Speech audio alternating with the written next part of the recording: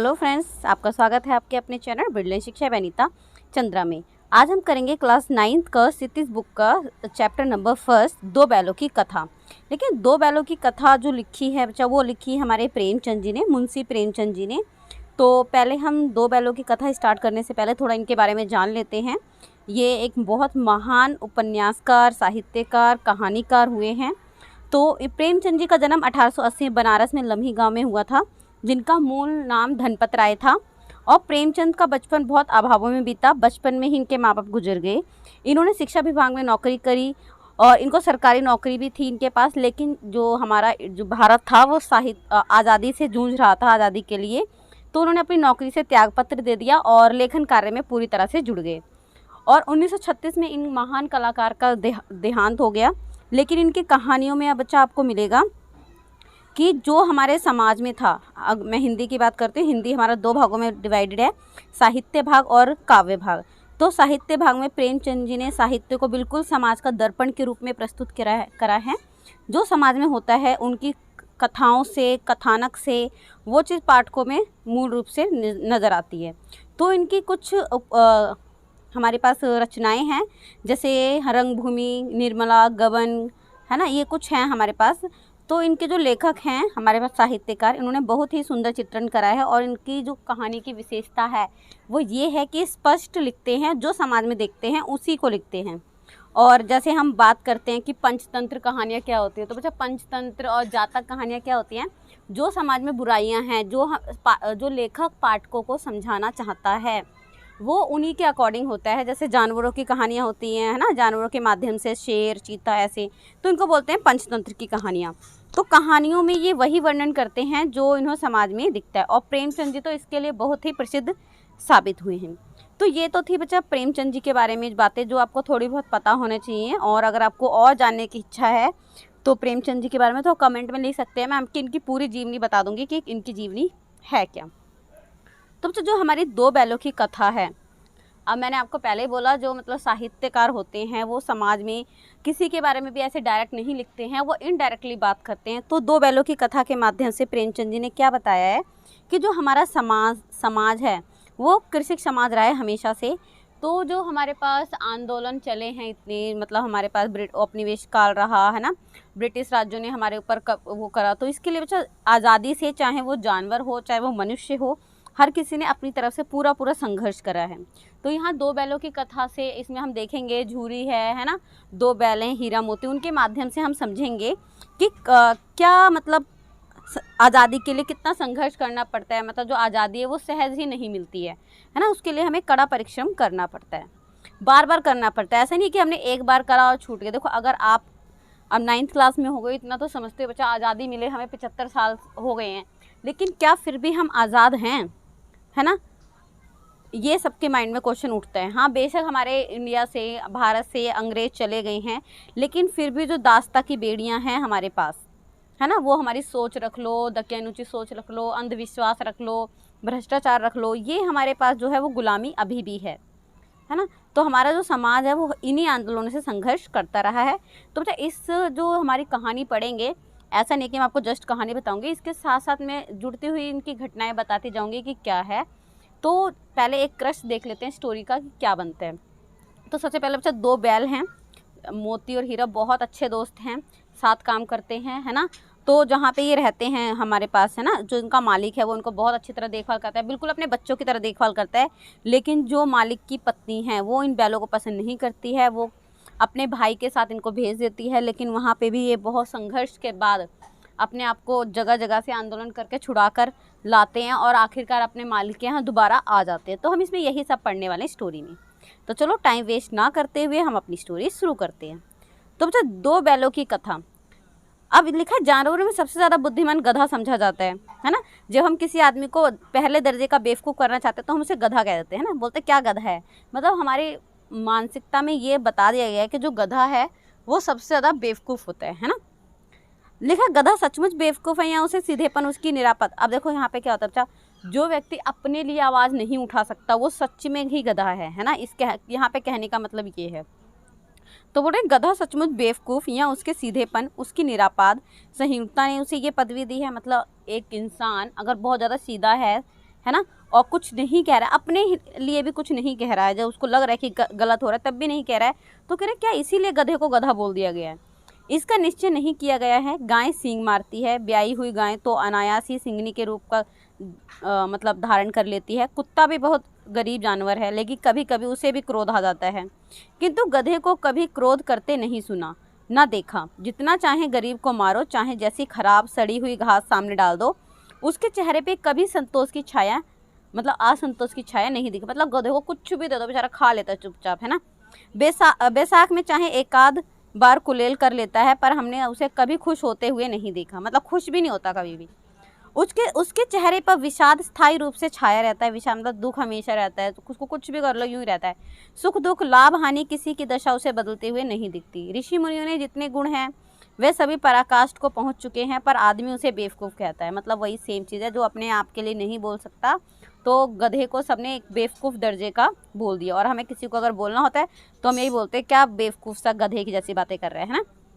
देखिए ना भारतवासियों की अफ्रीका में क्या दुर्दशा हो रही थी, क्यों अमेरिका ने उन्हें घुसने नहीं दिया। बेचारे शराब नहीं पीते थे, 4 पैसे कमाए। अब यहाँ पे बात कर रहे हैं कि हमारे जो इंडिया के लोग थे, भारतवासी थे, साउथ अफ्रीका के लोग उनसे किस तरह का व्यवहार करते थे। लेकिन वो सिर्फ क्या करने गए थे वहाँ पर, पैसा कमाने गए थे, ना शराब पीने गए थे, ना भ्रष्टाचार करने गए थे, ना लड़ाई करने गए थे, है ना। 4 बातें सुनकर गम खा जाते थे, फिर भी बदनाम है। कहा जाता है जीवन के आदर्श को नीचा करते हैं। अगर वे ईंट का जवाब पत्थर से देना सीख जाते तो शायद सभ्य कहलाने लगते। जापान की मिसाल सामने है। एक ही विजय ने उन्हें संसार की सभ्य जातियों में गण्य बना दिया। मतलब यही बोल रहे हैं कि जैसे गधा इतना सीधा है, तो अगर हम इंडिया के लोगों की बात कर लें तो वो भी तो ऐसे ही थे, है ना, कि वो सब कुछ सह के चुपचाप बैठ रहे, तो वो भी एक गधे के समान है। हमें क्या करना चाहिए, आवाज़ उठानी चाहिए उसके लिए। ये नहीं कह रहे लड़ाई करनी चाहिए, जहाँ गलत है उसको बोलना चाहिए। एक ही विजय ने उसे संसार की सभ्य जातियों में गण्य बना दिया। मतलब जापान की बात ले तो जापान हमारी इंडिया में जो बेंगलोर है उसके इतना है एरिया वाइज, है ना, लेकिन फिर भी हमारे भारत से कितना आगे है। लेकिन गधा एक छोटा भाई और भी है जो उससे कम ही गधा है। मतलब बोल रहे हैं गधे, चलो गधा तो गधा है ही, उससे एक छोटा भी है जो उससे कम ही गधा है, और वह है बैल। अब मतलब बैल को लेके आ गया। जिस अर्थ में हम गधे का प्रयोग करते हैं उसी से मिलते जुलते अर्थ में बछिया के ताऊ का भी प्रयोग करते हैं। मतलब ये बताया हुआ है, बछिया के ताऊ मतलब बैल को। कुछ लोग बैल को शायद बेवकूफ़ में सर्वश्रेष्ठ कहेंगे, मतलब सबसे अच्छा कहेंगे, मगर हमारा विचार ऐसा नहीं है। बैल कभी कभी मारता है भी है, कभी कभी अड़ियल बैल के में दिखने में। मतलब जो गधा है, गधा तो है ही गधा, लेकिन बोल रहे हैं बैल कभी कभी तो सही रहता है, कभी कभी अड़ियल भी बन जाता है, और कई रीतियों में अपना असंतोष प्रकट कर देता है। उसका स्थान गधे से नीचे है। मतलब वो गधा सबसे ऊपर है और बैल उससे थोड़ा नीचे, तभी उसको नीचे छोटा भाई का है। आपको पेपर में क्वेश्चन आ सकता है कि छोटा भाई किसको कहा है ना, ऐसे शॉर्ट क्वेश्चन, क्योंकि कोरोना चल रहा है, कुछ नहीं कह सकते, पेपर कैसे हो जाएंगे, MCQ टाइप हो जाएंगे, तो आपसे 1 मार्क्स के क्वेश्चन बीच में पूछ लेंगे। तो इसलिए आपको पढ़ना बहुत ज़रूरी है, और डीपली करके एक एक चीज़। आप अच्छा, झूरी कौन है? जो मालिक है बैलों का, मैंने आपको बताया था ना अपने मालिक, तो झूरी उसका नाम है, याद रखें। झूरी काछी के दोनों बैलों के नाम थे, हीरा और मोती, है ना। झूरी आदमी है, काछी उसकी पत्नी है। दोनों पछाई जाति के थे, जाति है उसमें, पछाई जाति के थे। देखने में सुंदर, काम में चौकर, डील में ऊंचे। अब ये उसकी विशेषता बता रहे हैं। अगर आपको आता है बैलों की विशेषता बता, तो आपको बताना है। कुछ दिनों साथ साथ रहते दोनों में भाईचारा हो गया। दोनों आमने सामने या पास पास बैठकर एक दूसरे से मुख भाषा में विचार विनिमय करते थे। अब मुख भाषा मतलब बोल तो पाते नहीं थे, लेकिन जानवरों की अपनी भाषा होती है, वो अपनी भाषा में बातचीत कर लिया करते थे। एक दूसरे की मन की बात कैसे समझा जाता था हम नहीं कह सकते, क्योंकि हमें क्या पता था कोई कैसे बोल रहा है ना। जानवर, इंसानों की बातें तो हम समझ लेते हैं। अवश्य ही उसमें कोई ऐसी गुप्त शक्ति थी जिससे जीवों में श्रेष्ठता का दावा वाला मनुष्य वंचित है, क्योंकि हम नहीं समझ पाते जानवर क्या बात कर रहा है, लेकिन जानवर हमारी बातें अच्छे से समझ लेते हैं ना, कि हम उनको प्यार कर रहे हैं, उनको डांट रहे हैं।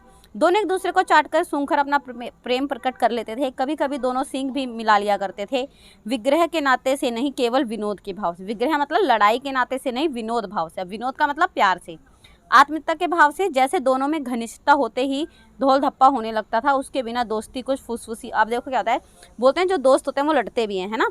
तो दोनों ऐसे ही हीरा मोती दोस्त भी थे और लड़ते भी थे। जिस पर ज़्यादा विश्वास नहीं किया जा सकता, जिस वक्त ये दोनों बैल हल या गाड़ी में जोत दिए जाते, गर्दन हिला हिलाकर चलते, उस वक्त हर एक की यही चेष्टा होती कि ज़्यादा से ज़्यादा बोझ मेरी। आप देखो, दो दोस्त हैं, दोनों काम कर रहे हैं, लेकिन हमेशा कोशिश क्या रहेगी कि ज़्यादा जो जोर है वो मेरी उस पर रहे, दूसरे वाला शांत रहे।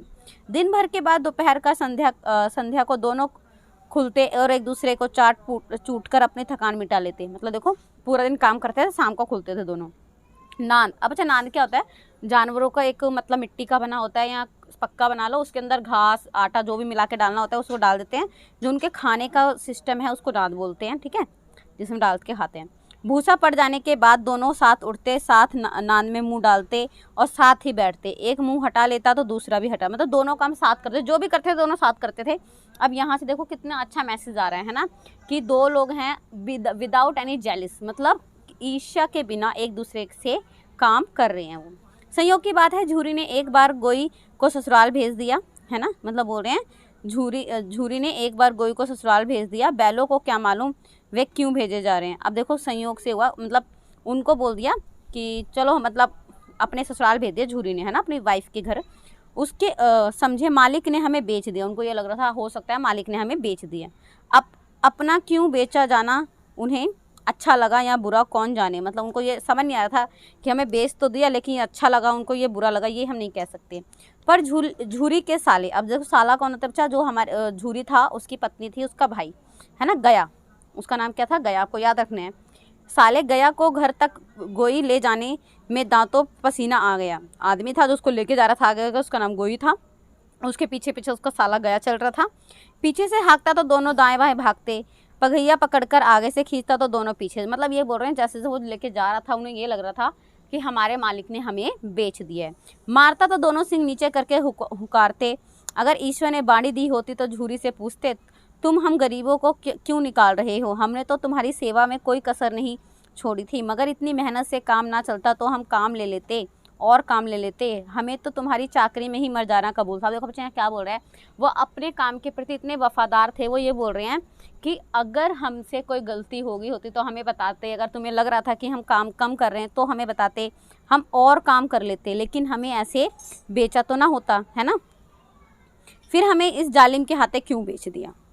संध्या समय दोनों बैल अपने अपने स्थान पर पहुंच गए। दिन भर के भूखे थे, लेकिन जब नांद में लगाए गए तो एक ने भी उनमें मुंह न डाला। मतलब पूरा दिन थक के आए थे बेचारे चल चल के, लेकिन उनको ये अच्छा नहीं लग रहा था कि हमारे मालिक ने हमें बेच दिया। और जब उनको खाना दिया गया तो दोनों ने खाना भी नहीं खाया। दिल भारी हो चला था, जिसे उन्होंने अपना घर समझ रखा था वह आज उनसे छूट गया था। ये नया घर, नया गांव, नए आदमी और बेगानों से लगते थे। मतलब ये एक होता है ना, जहाँ पे हम रहने लग जाते हैं वहाँ से हमें लगाव हो जाता है, और जब हम जाते हैं तो क्या हो जाता है, हमें थोड़ा अटपटा सा लगता है। दोनों ने अपनी मूक भाषा में सलाह की, एक दूसरे को कनखियों से देखा, कनखियों मतलब तीखी नज़रों से देखा और लेट गए। जब गांव में सोता पड़ गया, मतलब जब गांव के सारे लोग ऐसे उनको लगा कि सो गए हैं, तो दोनों ने जोर मारकर पगेहे तुड़ा डाले और एक घर की तरफ चले गए।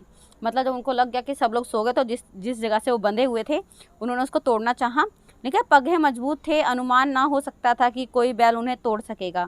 पर इन दोनों के समय इस समय दूनी शक्ति आ गई थी, मतलब ऐसा लग रहा था उनके अंदर और ही शक्ति आ गई है। एक एक झटकों में रस्सियाँ टूट गई। अब देखो बच्चा क्या होता है, स्वतंत्रता सबको प्यारी होती है ना, लेकिन वो स्वतंत्रता क्यों थी अभी इनके टाइम, क्योंकि उनको अपने मालिक के घर जाना था और कहीं नहीं जाना था। लिखा, झूरी प्रातः सोकर उठा तो देखा कि दोनों बैल चरनी पर खड़े हैं। अब देखो वहाँ से वो भाग आए। दोनों की गर्दनों में आधा आधा गराव लटक रहा था। गराव मतलब आधा जो रस्सी था वो रस्सी का टुकड़ा लटक रहा था। घुटने तक पांव कीचड़ में भरे हुए थे, और मतलब उनके जो पांव थे वो कीचड़ तक भरे हुए थे, और दोनों की आंखों में विद्रोह में स्नेह झलक रहा था। मतलब ऐसा लग रहा था कि बस अब वो लड़ने वाले हैं, झूरी को सब कुछ बोलने वाले हैं कि हमसे क्या गलती हो गई थी जो अपने गया के साथ हमें भेज दिया। झूरी बैलों को देखकर स्नेह से गदगद हो गया, मतलब उसको तो बड़ी खुशी हुई, हाय मेरे बैल आ गए, है ना। दौड़कर उन्हें गले लगा लिया। प्रेम लंघन और चुंबन का ये दृश्य बड़ा ही मनोहर था। मतलब एक होता है ना कि मतलब उसको देख के उसको लगा जैसे आपने कोई जानवर पाला हो, अगर आपको छोड़कर आ गए हो, है ना, और जानवर दोबारा तुम्हारे घर पे आ गए तो कैसा तुम्हें फील होगा। बच्चा हिंदी बहुत अच्छी है, बहुत बहुत बहुत अच्छी है। अगर आपको लगता है कि बोर है तो ऐसा नहीं है। जब हम पढ़ रहे हैं, इवन मैं भी पढ़ के आपको बता रही हूँ, है ना, समझा रही हूँ, तो जो दृश्य होता है ना बच्चा, वो आंखों के सामने नज़र आ जाता है कि हाँ ऐसा हो रहा है, और यही आपकी इमेजिनेशन है। लिखा, गांव और गांव के लड़के जमा हो गए, तालियां बजा बजा कर उनका स्वागत करने लगे। मतलब सब लोग तारीफ करने लगे कि देखो कितने अच्छे बैल हैं। गांव के इतिहास में ये घटना अभूतपूर्व थी, मतलब ऐसे पहले कभी हुई नहीं थी, ना होने पर भी महत्वपूर्ण थी। बाल सभा ने निश्चय किया कि दोनों पशुवीरों का अभिनंदन पत्र देना चाहिए। मतलब सब बच्चों को लगा कि वाह कितना अच्छा काम करा है, अब जैसे अच्छे काम के लिए इनाम मिलता है तो इनको भी इनाम देना चाहिए। कोई अपने घर से रोटियां लाया तो कोई गुड़, कोई चोकर, कोई भूसा, मतलब जो जो उनके पास था वो सब ले आए। एक बालक ने कहा, अब बच्चा ये क्वेश्चन आ सकता है कि बच्चे इनके लिए भोजन क्यों लेकर आए। मैं आपको बीच बीच में बताते जा रही हूँ क्योंकि इस तरह के क्वेश्चन एनसीईआरटी में पूछ लेते हैं पेपरों में, ठीक है। एक बालक ने कहा कि ऐसे बैल किसी के पास ना होंगे। दूसरे ने समर्थन किया, इतनी दूर से दोनों अकेले चले आए हैं। तीसरा बोला, बैल नहीं, वे जन्म के आदमी, मतलब पिछले जन्म के आदमी हैं, इनका नाता है कोई इनसे। इसका प्रतिवाद करने पे किसी को साहस ना हुआ, है ना, कोई बीच में बोला नहीं। झूरी की स्त्री ने बैलों के द्वार पे देखा तो जल उठी। मतलब ये होता है ना कि मतलब जो स्त्रियां होती हैं अपने मायके की तरफ ज़्यादा झुकी होती हैं, तो उसको बहुत गुस्सा आया कि मेरे भाई के घर से कैसे भाग के आ गए। बोली, कैसे नमक हराम बैल हैं, एक दिन वहाँ काम ना किया, भाग खड़े हुए। ठीक है, झूरी अपने बैलों पर ये आक्षेप ना सुन सका, मतलब ये इल्ज़ाम नहीं सुन सका। नमक हराम क्यों, चारा दाना ना दिया होगा तो क्या करते, मतलब वो झूरी उनका साथ दे रहा है कि भाग के क्यों आ गए, दिया नहीं होगा कुछ खाने के लिए इसलिए भाग के आ गए। स्त्री ने रोब के साथ कहा, बस तुम्हें तो बैलों को खिलाना जानते हो, और तो सभी पानी पिला पिला कर रखते हैं। मतलब बोला कि तुम ही जानते हो कि बस बैलों को खाना कैसे खिलाते हैं, बाकी तो सर पानी पिलाते हैं। झूरी ने चिढ़ाया, चारा मिलता तो क्यों भागते। झूरी ने फिर बोल दिया कि अगर चारा मिलता तो क्यों भागते वहाँ से। स्त्री चिड़ी, भागे इसलिए कि वे लोग तुम जैसे बुद्धुओं की तरह बैलों को सहलाते नहीं, खिलाते नहीं, रगड़ कर जोतते हैं। मतलब ऐसा बोला कि तुम तो बेवकूफ़ हो, बैलों को कौन इतना, मतलब जानवरों को कौन इतना प्यार करता है, काम निकालना चाहते हैं सारे उनसे। ये दोनों ठहरे कामचोर, भाग निकले। अब देखो कहाँ से खली और चोकर मिलता, सूखे भूसे के सिवा कुछ न दूंगी, खाए चाहे मरे। मतलब उसकी वाइफ ने बोला कि मेरे भाई के यहाँ से भाग कर आ गए ना, इनको कुछ नहीं देना खाने के लिए, जो कुछ भी है ना सूखा दूंगी, कुछ नहीं देना। वही हुआ, मजदूर को कड़ी ताकीद कर दी गई कि बैलों को खाली भूसा दिया जाए। मतलब जो आदमी उनको खाना देता था उनको बोल दिया कि इनको सिर्फ खाली भूसा देना है और कुछ नहीं देना इनको। बैलों ने नान में मुंह डाला तो फीका फीका लगा, ना कोई चिकनाहट ना कोई रस, क्या खाएं। मतलब उनको अच्छा नहीं लगा, जिस तरह का उनको खाना खाते थे उनको अच्छा लगा ही नहीं बिल्कुल भी। आशा भरी आंखों के द्वार की तो और ताकने लगे, मतलब देखने लगे कि कोई आएगा हमें डालेगा, है ना। झूरी ने मजदूर से कहा, थोड़ी सी खली क्यों नहीं डाल देता, अबे मालकिन मुझे मार डालेगी। अब उसने क्या बोला, नहीं भाई मालकिन ने बोला मुझे मार डालेगी। चुरा कर डाला ना दादा, मैं पीछे से तुम भी इन्हीं की कहोगे। मतलब बोल दिया कि भाई मैं नहीं डाल सकता, है जो हो रहा है होने दो। लेकिन दूसरे दिन झूरी का साला फिर आया और बैलों को ले चला। अब कि उसने दोनों को गाड़ी में जोता, बच्चा पहले ऐसे लेके गया था, उनको आगे गाड़ी में जो, अगर आप गांव गए होंगे तो देखा होगा बच्चा, पीछे एक लक्कड़ की गाड़ी होती है और आगे दो बैल लगे होते हैं ना, सेम उसी तरह से। दो चार बात मोती ने गाड़ी को सड़क की खाई में गिराना चाहा, पर हीरा ने संभाल लिया। वह ज़्यादा सहनशील था। मतलब देखो जो हीरा है ना, हीरा ने संभाल लिया। जो मोती है वो बहुत विद्रोही था, मतलब ऐसा उसको लग रहा था कि नहीं हमारे साथ अच्छा नहीं हो रहा है, मैं तो उसकी गाड़ी गिरा दूंगा, लेके जाए कैसे जाएगा। पर एक होता है ना, दो दोस्त होते हैं बच्चा, हमेशा आप भी अपने आप से पूछना, आपके पास जो दोस्त हैं, है ना, आप अगर अच्छा चाहते हैं तो दूसरा होगा कि वो थोड़ा नटखट सा होगा, ये नहीं बोले खराब होगा, नहीं, थोड़ा नटखट होगा, थोड़ा चंचल होगा, थोड़ा शरारती में ज़्यादा होगा और एक समझदार जरूर होगा, है ना, ऐसे दोस्त होते हैं। लेकिन संध्या समय घर पहुंचकर उसने दोनों को मोटी रस्सी में बांधा और कल की शरारत का मजा चखाया। फिर वही सूखा भूसा डाल दिया, अपने बैलों को खली चूनी सब कुछ दी। मतलब भेदभाव कर दिया वहाँ जाके, मतलब अपनों को तो सब कुछ दे दिया लेकिन उसको सिर्फ क्या दिया, सूखा भूसा। दोनों बैलों का ऐसा अपमान कभी ना हुआ था। झूरी उन्हें फूल की छड़ी से भी ना छूता था, उसकी टिटकार पर दोनों उड़ने लगते थे। यहाँ मार पड़ी, है ना, मतलब झूरी ने उनके साथ कभी ऐसा व्यवहार ही नहीं करा, लेकिन यहाँ पे क्या हुई, इनकी मार हुई। आहत सम्मान की व्यथा तो थी ही, सब उस पर मिला सूखा भूसा। और मतलब एक तो इतनी ज़्यादा भूख भी लगी थी और उनका अपमान भी हो गया था, और खाने के लिए भी क्या मिला, सूखा भूसा। नान की तरफ आंखें ना उठाई, मतलब उन्होंने देखा ही नहीं कि खाने में क्या मिल रहा है हमें। दूसरे दिन गया ने बैल को हल से जोता, पर इन दोनों ने जैसे पाँव ना उठाने की कसम खा ली थी। वो उनको खेत में लेके गया कि चलो अब इनसे काम करवाता हूँ, लेकिन उसने पैर तक नहीं उठाए। वे मारते मारते थक गया, पर दोनों ने पाँव ना उठाए। एक बार जब उस निर्दयी ने हीरा की नाक में खूब डंडे जमाए तो मोती को गुस्सा काबू बाहर हो गया। मतलब उसको गुस्सा आ गया कि मेरे दोस्त को मार कैसे दिया इसने। हल लेकर भागा, हर रस्सी जुआ जो सब टूट टाट कर बराबर हो गया। मतलब सब टूट के, जो नाक उक में लगाए हुए थे उनके सब कुछ टूट के। गले की बड़ी बड़ी रस्सियाँ ना होती तो दोनों पकड़ाई में ही ना आती, मतलब रस्सियाँ डाल रखी थी इसलिए बेचारे पकड़ में आ गए, नहीं तो पकड़ाई में भी ना आती। हीरा ने मूक भाषा में कहा, भागना व्यर्थ है, भागो मत, भागना बेकार है। मोती ने उत्तर दिया, तुम्हारी तो इसमें जान ही ले ली थी। लिखा, अब की बड़ी मार पड़ेगी।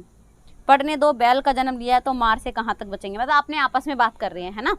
गया तो आदमी के साथ दौड़ आ रहा था, दोनों के हाथों में लाठियां, मतलब दोनों भाग रहे थे लेकिन रस्सियां थी इसलिए पकड़े गए थे। मोती बोला, अब अच्छा ये आपको क्वेश्चन में आ सकता है कि मोती ने क्या बोला, हीरा ने क्या बोला, कौन भाग खड़ा हुआ है ना, तो आपको पता होना चाहिए कौन सी।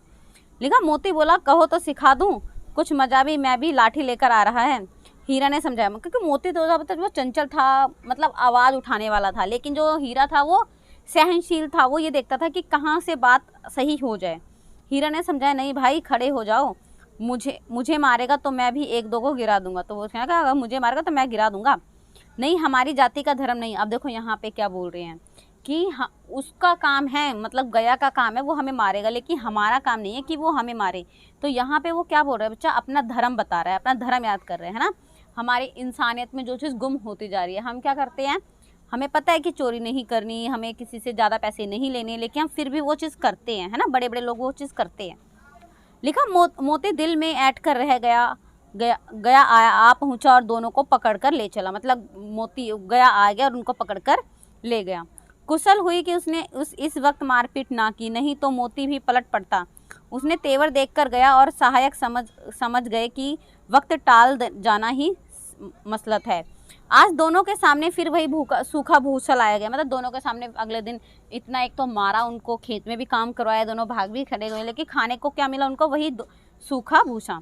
दोनों चुपचाप खड़े रहे। घर के लोग भोजन करने लगे। उस वक्त छोटी सी लड़की 2 रोटियां लिए निकली और दोनों के मुंह में देकर चली गई, मतलब एक छोटी सी लड़की आई और उनके मुंह में रोटियां देकर चली गई। पर दोनों के हृदय में मानो भोजन मिल गया, मतलब एक होता है ना कि प्यार से दिया गया निवाला बहुत होता है ना, एक होता है हमें बहुत अच्छा भोजन आ रहा है, लेकिन क्या आ रहा है, मन में एक खटास बढ़ी है, ये लो खा ले, ये कर ले, वो कर ले, लेकिन नहीं, अगर हम प्यार से कोई हमें सूखी रोटी भी दे दे वो बहुत अच्छी लगती है। तो वही लड़की की बात कर रहे हैं कि लड़की उनके लिए 2 रोटी लाई, दोनों के मुंह में एक रोटी दी और उनका ऐसा मन कर रहा था, पेट भर गया पूरा। यह भी किसी सज्जन का वास है। लड़की भैरव की थी, है ना, लड़की किसकी थी, भैरव की थी। उसकी माँ मर चुकी थी, सौतेली माँ उसे मारती थी, इसलिए इन बैलों से उसे, मतलब अब देखो यहाँ पे क्वेश्चन आपका आ जाएगा, लड़की को बैलों से लगाव क्यों था। तो क्यों था बच्चा, जो लड़की थी वो भैरव की थी और जो भैरव की पहली पत्नी थी वो मर चुकी थी और जो दूसरी थी वो सौतेली थी, उसको मारती थी, तो उसको अपनी दशा उन बैलों में दिखाई दे रही थी। दोनों दिन भर जोते जाते, डंडे खाते अड़ते, शाम को थान पर बांधी जाते और रात को वही बालिका उन्हें 2 रोटी खिला जाती। प्रेम के इस प्रसाद की यह बकरत थी कि दोनों 2-2 गाल सूखा भूसा खाकर भी दोनों दुर्बल ना होती, मगर दोनों की आंखों में रोम रोम में विद्रोह भरा हुआ था। मतलब देखो, एक तो प्यार से रोटी खिलाई जा रही थी, लेकिन फिर भी उनके मन में था नहीं, हमें यहाँ से भाग खड़े होना है, विद्रोह था।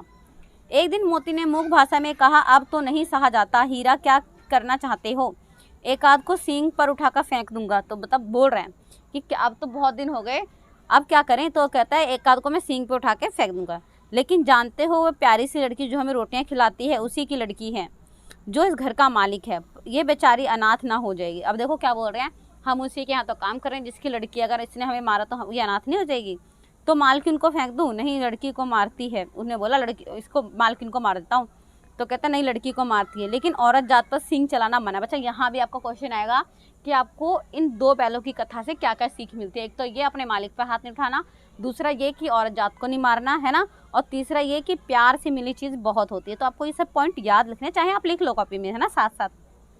ये भूल जाते हो तुम तो किसी तरह से निकलने ही नहीं देते, बताओ तुड़ाकर भाग चले, मतलब बोलते तुमसे कहना व्यर्थ है, जो भी बोलो तुम उसका उल्टा ही बोलते हो। हाँ यह मैं स्वीकार करता हूँ, लेकिन इतनी मोटी रस्सी टूटेगी कैसे, इसका एक उपाय है, पहले रस्सी को थोड़ा चबा लो फिर झटके से टूट जाएगी। मतलब देखो चालाक भी बहुत है ना, बोल रहे हैं पहले रस्सी को थोड़ा हम चबा लेंगे, जब वो चबा के थोड़ी सी पतली हो जाएगी तो झटका मारेंगे और टूट जाएगी। रात को जब बालिका रोटी खिलाकर चली गई तो दोनों रस्सियाँ चबाने लगे, पर मोटी रस्सी मुंह में ना आती, बेचारा बार बार जोर लगाकर रह जाते, है ना, मतलब मुंह में डालते, मुंह में आई नहीं थी, इतनी मोटी रस्सी थी, फिर दोनों रह जाते। सहसा घर का द्वार खुला, वह लड़की निकली, दोनों सिर झुकाकर उसका हाथ चाटने लगे। दोनों की पूंछ खड़ी हो गई, एक माथा सहलाए बोली, खोल देती हूँ, चुपके से भाग जाओ, नहीं तो यहाँ के लोग मार डालेंगे। मतलब लड़की तो कितनी समझदार थी, उसको पता था कि भागने के लिए बोल रहे हैं, इसलिए उसने उसकी रस्सियाँ खोल डाली। आज घर में सलाह हो रही थी कि इनके नाकों में नाक डाल दिए जाएंगे, मतलब होता था ना कि अब तो भाग ही नहीं सकते कहीं पे भी। उसने गराब खोल दिए, पर दोनों चुपचाप खड़े थे। मोती ने अपनी मूक भाषा में पूछा, चलते क्यों नहीं, मतलब अब तो खुल भी गए, चल लो।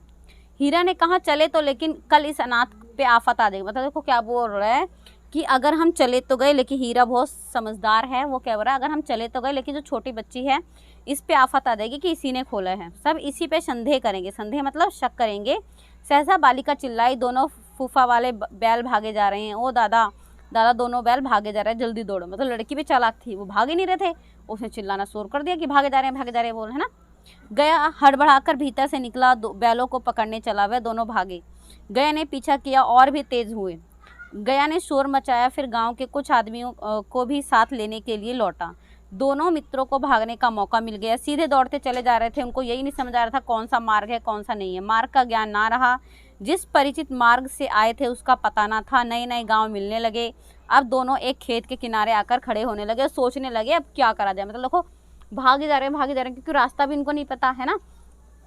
हीरा ने कहा मालूम होता है राह भूल गए। मतलब इसने बोला कि ऐसा लग रहा है हम रास्ता भूल गए हैं।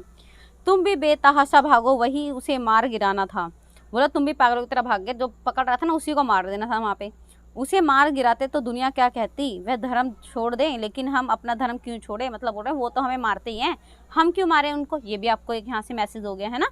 दोनों भूख से व्याकुल हो रहे थे। खेत में मटर खड़ी थी, चरने लगे, रह रहकर आहट ले लेते, कोई आता तो नहीं। अब देखो मटर का खेत था और वहाँ से मटर खा लेते, और बार बार ये देख रहे थे कि कोई आ तो नहीं रहे, है ना।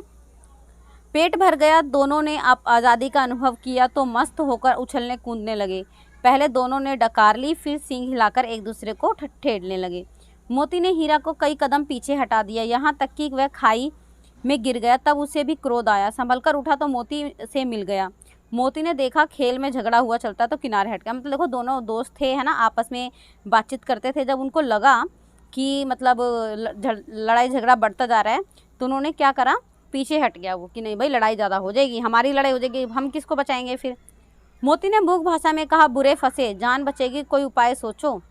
हीरा ने चिंतित स्वर में कहा हम अपने घमंड में भूला हुआ है, आरजू बिनती ना सुनेगा, भाग क्यों ना चलें। तो बोल रहे हैं अब नहीं भाग करेगा, भाग चलते हैं अब तो।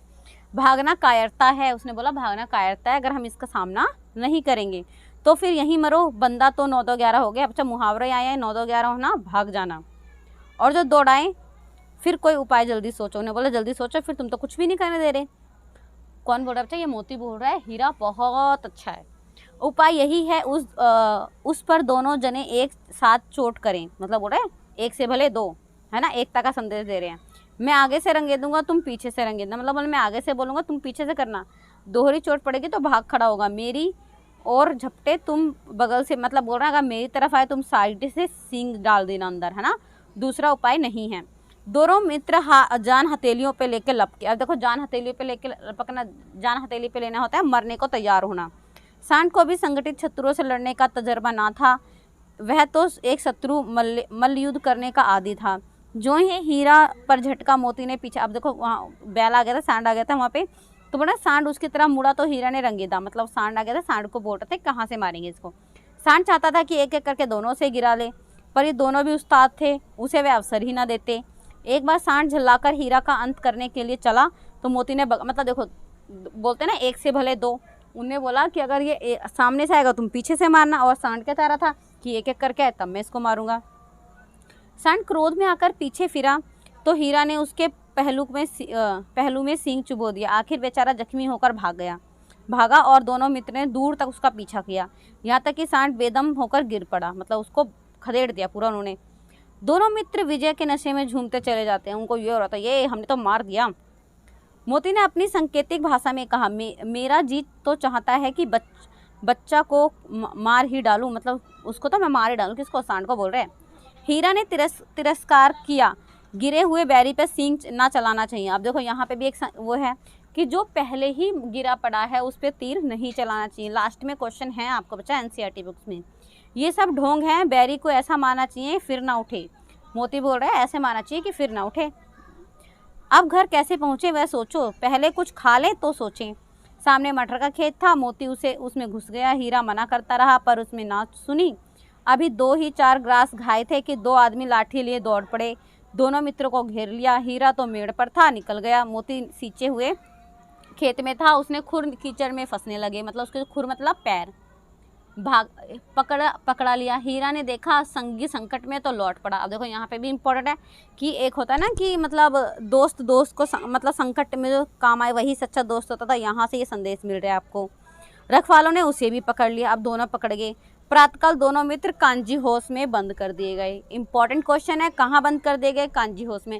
अब अच्छा यहाँ से स्टोरी एक और ही मोड़ ले लेती है कि कांजी हाउस में तो क्या और ही अलग अलग तरह के जानवर थे, है ना, जो उनकी तरह ही बंद थे। अभी इतने बहादुर हैं, खुद तो छुटेंगे भी, उनको भी छुड़वा लेंगे, है ना। देखते हैं कैसे।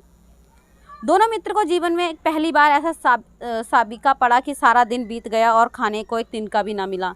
समझ में ही ना आता था कि वह कैसा स्वामी। अब देखो वहाँ पे गया के पास गया था तो फिर भी उसको सूखी फूकी घास खाने को मिल गई थी, लेकिन यहाँ तो उन्हें कुछ भी नहीं मिला। इससे तो गया ही अच्छा था। आप देखो यहाँ पे बोल रहे इससे तो गया ही अच्छा था। यहाँ कई भैंसें थी, कई बकरियाँ थी, कई घोड़े थे, कई गधे थे, पर किसी के सामने चारा ना था। सब जमीन पर मुर्दों की तरह पड़े थे। बच्चों देखो यहाँ पर कुछ भी नहीं था। ऐसा इमेजिन करो कि आप बहुत अच्छे हो और आपको भी ऐसी जगह पे जाके बंद कर दे जहाँ पे कोई, सब बंदे तो हैं, इंसान तो हैं, लेकिन सब लाचार हैं बेचारे, है ना। ऐसे ही जानवरों की दशा है। और ये हमारी कहाँ की दशा है बच्चा? अगर आप देखोगे तो हमारे यहाँ जो गुलाम होते थे ना, उनसे जो चाय की खेती की जाती थी, अफीम की खेती की जाती थी, तो दो बैलों की कथा उन्हीं से रिलेट कर रही है कि उनसे भी सारा दिन काम कराया जाता था, लेकिन खाने को उनको कुछ नहीं दिया जाता था। कई तो इतने कमज़ोर हो गए थे कि खड़े भी ना हो सकते। सारा दिन दोनों मित्र फाटक की और टकटकी लगाए देखते रहते, पर कोई चारा लेकर आता ना दिखाई देता। तब दोनों ने दीवार की नमकीन मिट्टी चाटनी शुरू कर दी। इससे क्या तृप्ति होती, मतलब कुछ तो खाना था उनको। रात को जब कुछ भोजन ना मिला तो हीरा के दिल में विद्रोह की ज्वाला दहक उठी। मोती से बोला, अब तो नहीं रहा जाता मोती। मोती ने सिर लटकाए हुए जवाब दिया, मुझे तो मालूम होता है प्राण निकल जाएंगे। अब मतलब देखो दोनों बात कर रहे हैं ये। इतनी जल्दी हिम्मत ना हारो भाई, यहाँ से भागने का कोई उपाय निकलो। अब देखो यहाँ से भी है कि हमें हिम्मत नहीं हारनी चाहिए, है ना। कुछ भी हो जाए हमें हिम्मत नहीं हारनी चाहिए, कैसी भी परिस्थिति हो जाए। नेक्स्ट बात करें, आओ दीवार तोड़ डालें। अब बोल रहे हैं दीवार ही तोड़ डालते हैं। मुझसे तो अब कुछ नहीं होगा, बस इसी बूते पर अकड़ते थे, सारी अकड़ निकल गई। मतलब देखो बोल रहे हैं एक दूसरे को, फिर भी ताना मार रहे हैं। बाड़े की दीवार कच्ची थी, है ना, बोल रहे हैं बाड़े की दीवार कच्ची थी। बाड़ा मतलब जिसमें बंधे। हीरा मजबूत तो था ही, पर नुकीले सिंह दीवार में गड़ा दिए तो जोर मारा तो मिट्टी का एक चिप्पड़ निकल आया। मतलब उन्होंने उसमें मारा फटाक से और एक मिट्टी का जो कंकड़ था वो बाहर निकल आया। फिर तो उसका साहस बढ़ा, उसने दौड़ कर दीवार पर चोटें की और हर थोड़ी मिट्टी गिरने लगी। मतलब देखो बोलता है ना कि बूंद बूंद से सागर भरता है, तो सेम वही था। या सागर तो नहीं भर रहा था, दीवार टूट रही थी। उसी समय कांजी हाउस का चौकीदार लालटेन लेकर जानवरों की हाजिरी लेने आया। मतलब देखो वहाँ पे क्या था बच्चा, बहुत सारे जानवर थे, कोई जानवर भाग तो नहीं गया, कोई कम तो नहीं हो गया, तो सुबह शाम उनकी हाजिरी भी होती थी। हीरा का उज्जड़पन देखकर उसने कई डंडे रसीद दिए मतलब उसको मार दिया, उसको डंडे, और मोटी सी रस्सी से बांध दिया। मोती ने पड़े पड़े कहा, आखिर मार खाई क्या मिला? अपने बूते भर जो जोर तो मार दिया, ऐसा जोर मारना किस काम का जो बंधन में पड़ गए। जोर तो मारता ही जाऊंगा चाहे कितने ही बंधन पड़ते जाए। मतलब बोल रहा है मैं हार नहीं मानूंगा। यहाँ से भी एक सिम्मत है कि हार नहीं मानी चाहिए इंसानों को, है ना। कुछ परवाह नहीं, यह भी तो मारना ही है। सोचो दीवार खुद जाती तो कितनी जाने बच जाती। बोल रहा अगर दीवार खुद जाती अंदर से तो कितनी जाने बच जाती। इतने भाई यहाँ बंद हैं, किसी के देह में जान नहीं। 2-4 दिन यही हाल रहा तो सब मर जाएंगे। अब देखो यहाँ पे क्या बोल रहे हैं बच्चा, हमारे इंडिया में जो हमारे किसान भाई थे, किसान थे, उनको इसी बेदर्दी के साथ रखा भी जाता था, है ना। तो बच्चा मुंशी प्रेमचंद जी ने ना, इनकी साहित्य आप जितनी भी पढ़ोगे ना, या तो हमारी स्वतंत्रता से रिलेटेड होंगी या लोगों की दकियानुसी सोच पे होंगी। और अभी आप 9th क्लास में हो और अगर आप आगे जाओगे तो बच्चा एक नावल है निर्मला, मेरा वन ऑफ बेस्ट नावल है। मुझे उसकी स्टोरी बहुत अच्छी लगती है ना। छोटी सी लड़की है, शादी कर देते हैं, तो ये हमारे समाज में होता है। तो जो मुंशी प्रेमचंद जी हैं वो मेरे फेवरेट लेखक हैं, साहित्यकार हैं। उनकी जो मतलब कोई भी निबंध हो, कोई भी उपन्यास हो, दिल को छू लेने वाला होता है। और ऐसा नहीं है कि नीरस होता है, बहुत ज़्यादा इंटरेस्ट होता है अगर आप उसको इंटरेस्ट लेके सुनो तो बच्चा क्या बोल रहे हैं, मोती ने दीवार में उसी जगह सींग मारा, थोड़ी सी मिट्टी गिरी, फिर हिम्मत बढ़ी, फिर दीवार में सींग लगाकर जोर करने लगा, मानो किसी प्रतिद्वंदी से लड़ रहा। तो मोती भी लग गया उसमें करने के लिए। आखिर कोई 2 घंटे की जोर आजमाई के बाद दीवार ऊपर से लगभग 1 हाथ गिर गई। उसने दूनी शक्ति से दूसरा धक्का मारा तो आधी दीवार गिर गई। अब होता है ना कि हम कुछ भी काम करते हैं ना बच्चा, जैसे अब हम कुछ काम कर रहे हैं और कोई हमें पीछे से बोले ना बहुत अच्छा कर रहे हो, करते जाओ, तो हमें मोटिवेशन मिलती है ना, आगे से प्रेरणा मिलती है काम करने की, तो हम उस काम को करने के इच्छुक होते हैं। तो सेम यहाँ से जब वो कर रहा था तो उसको मिट्टी हट रही थी, वो उसकी प्रेरणा का काम कर रही थी, तो उसको वो कर रहा था, है ना। दीवार का गिरना था कि अधमरे से पड़े हुए सभी जानवर चेत उठे। तीनों घोड़ियां सरपट भाग निकली, फिर बकरियां निकली, इसके बाद भैंस भी खिसक गई और गधे अभी तक ज्यों के त्यों खड़े थे। मतलब उनको पता ही नहीं था, देखो तभी उनको गधा बोला जाता है ना, क्योंकि उनको पता ही नहीं था कि करना क्या है, सब भाग रहे हैं लेकिन वो क्या। हीरा ने पूछा तुम दोनों क्यों नहीं भाग जाते। एक गधे ने कहा जो कहीं फिर पकड़ लिए गए जाए फिर मतलब बोल रहा है कि भाग तो जाए लेकिन अगर फिर पकड़े गए फिर तो क्या हर्ज है, अभी तो भागने का अवसर है, हमें तो डर लगता है कहीं हम पकड़े गए तो। ये होते हैं बच्चा आलसी लोग, है ना। मतलब भागने का मौका मिला है फिर भी नहीं भाग रहे हैं।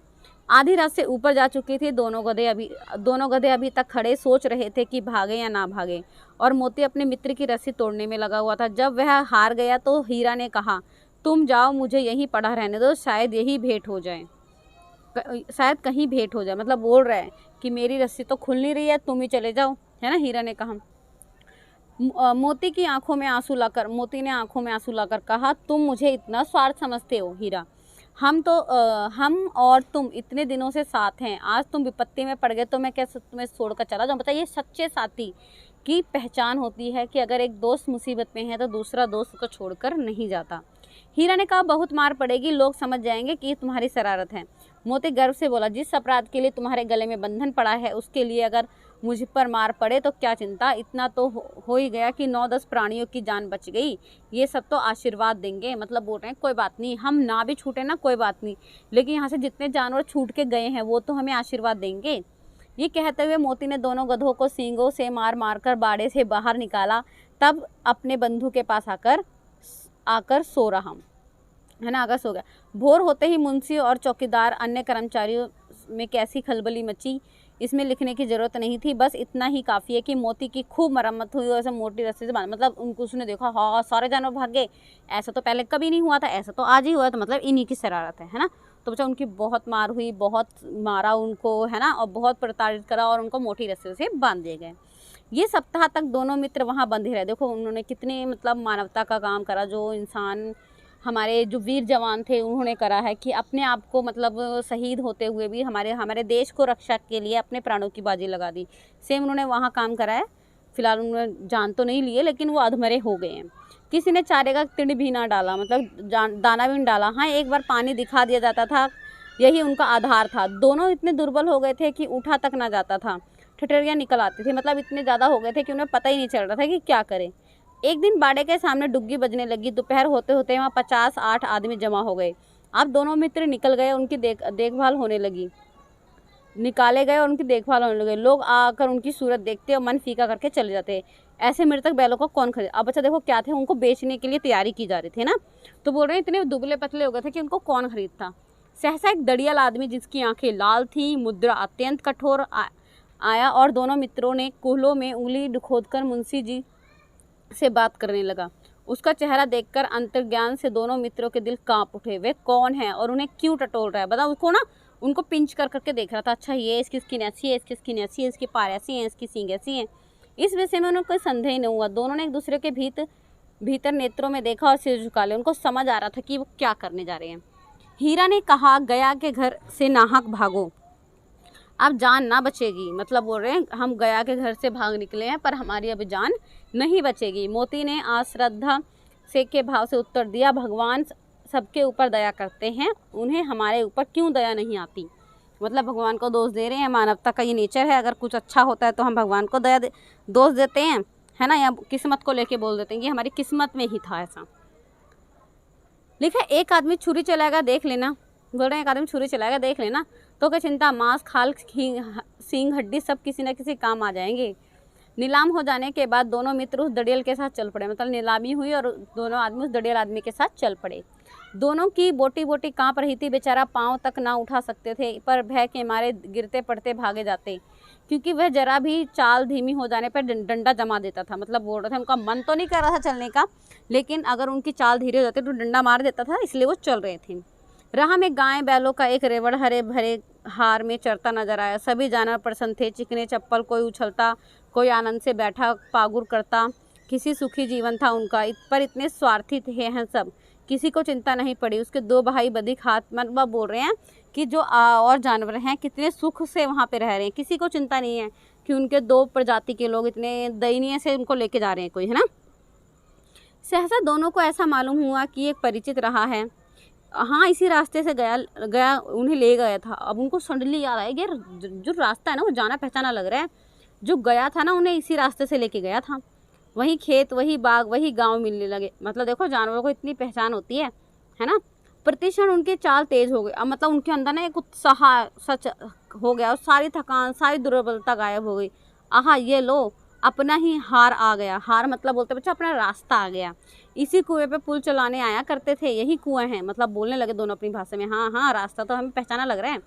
मोती ने कहा हमारा घर नगीच आ गया है, मतलब हमारा घर नज़दीक आ गया है। हीरा बोला भगवान की दया है, मैं तो घर भागता हूँ, ये जाने देगा, मैं इसे मार गिराता। मतलब बोलने लगा कि मैं तो अपने घर जा रहा हूँ, मैं तो घर आ गया। नहीं नहीं, दौड़कर थान पर चलो, वहाँ से हम आगे ना जाएंगे। दोनों उन्मत्त होकर बछड़ों की भांति कुलेल करते हुए घर की ओर दौड़े। वह हमारा थान है। दोनों दौड़कर अपने थान पर आए और खड़े हो गए।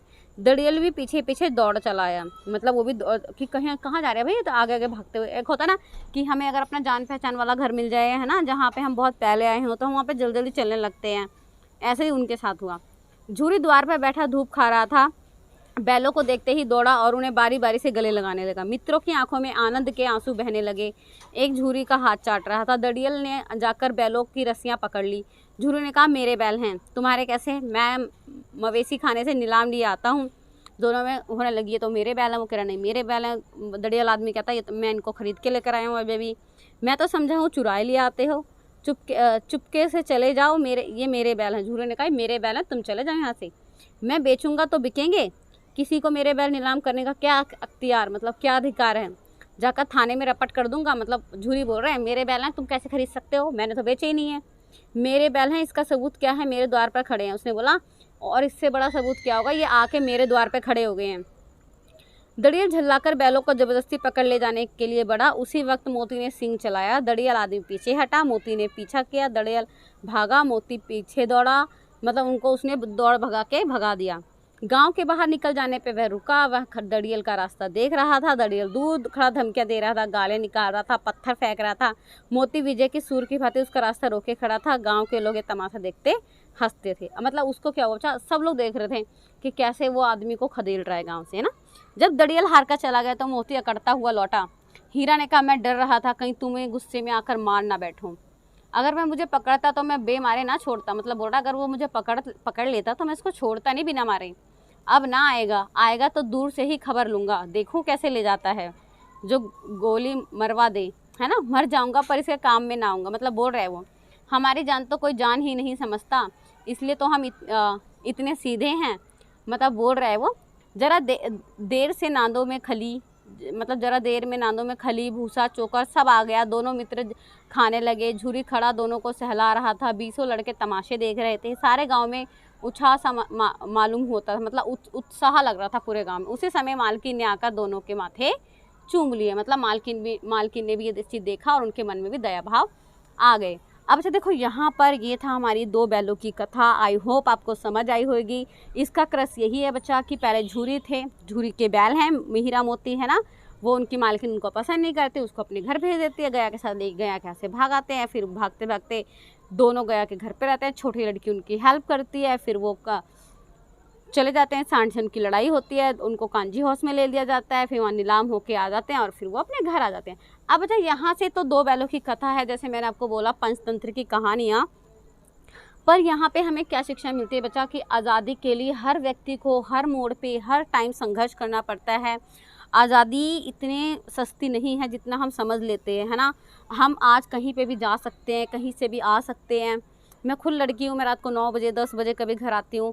तो क्या ये हमें सब पहले था? नहीं था। लेकिन हाँ, जैसे जहाँ हमारे वीर जवान हुए जितने भी, उन्होंने हमें इस लायक बना दिया कि आज हम आज़ादी की सांस में सांस ले सकते हैं, है ना। तो ये थी बच्चा हमारी दो बैलों की कथा, जहाँ पे हमें आज़ादी का महत्व समझाते हुए मुंशी प्रेमचंद जी ने हमें बहुत अच्छी और सुंदर कहानी के साथ हमें मतलब ये उपहार दिया जिसको हम आज पढ़ सकते हैं। आई होप आपको वीडियो पसंद आई होगी, आपको स्टोरी पसंद आई होगी। अगर आपको कोई भी एक भी लाइन या मतलब नहीं समझ आया तो प्लीज़ कमेंट बॉक्स में कमेंट कर सकते हो। मैं पूरी कोशिश करूँगी कि आपको उसका मतलब समझ आ जाए। और अगर आप अभी तक हमारे चैनल को लाइक शेयर और सब्सक्राइब नहीं करा तो चैनल को लाइक शेयर और सब्सक्राइब ज़रूर करें। और हमारे चैनल पे आपको मोटिवेशनल वीडियो, 10th क्लास का सिलेबस, 9th क्लास का सिलेबस, 8th क्लास का, 7th का, 6th का सारा सिलेबस अवेलेबल है, ठीक है। और अगर आप और कोई वीडियो, आपका कोई टॉपिक जो नहीं हुआ, इवन किसी भी सब्जेक्ट का, इवन हिंदी का नहीं, साइंस का, इंग्लिश का, सोशल का, मैथ का, पंजाबी का, किसी का भी कोई डाउट हो तो आप हमसे पूछ सकते हो। मैं आपको पूरी कोशिश करूँगी आपकी उससे वीडियो मैं आपको दे सकूँ। Thank you so much.